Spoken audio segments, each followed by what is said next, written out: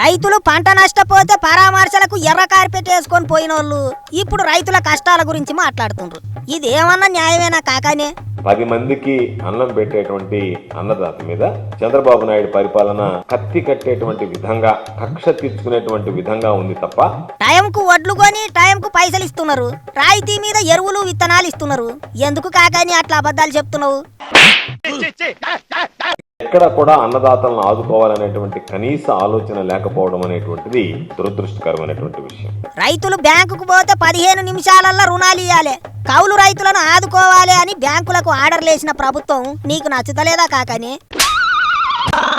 దాదాపుగా ₹1,00,000 గత ప్రభుత్వంలో ఎకరా మీద వస్తే ఈరోజు రైతుకి 40,000 రూపాయలు చేతికి వచ్చేటువంటి పని. అబద్ధాలు చెప్పినా అతికినట్టుండాలి కాకని. ఏనాడైనా టైంకు వడ్లు కొని టైంకు పైసలు ఇచ్చిండ్రా మీరు? వానకు దడిచి వడ్లు మొలకెత్తినా పట్టించుకోలేదు. 25,000 కొన్నారట, 25,000కు.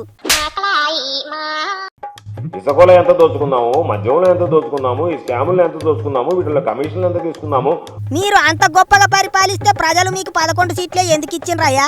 ఉత్తుత్తి బటన్లు, ఉత్తుత్తి లెక్కలు చెప్పి ఇంకా మోసం చేయాలని చూస్తుండ్రా? న్యాయమేనా?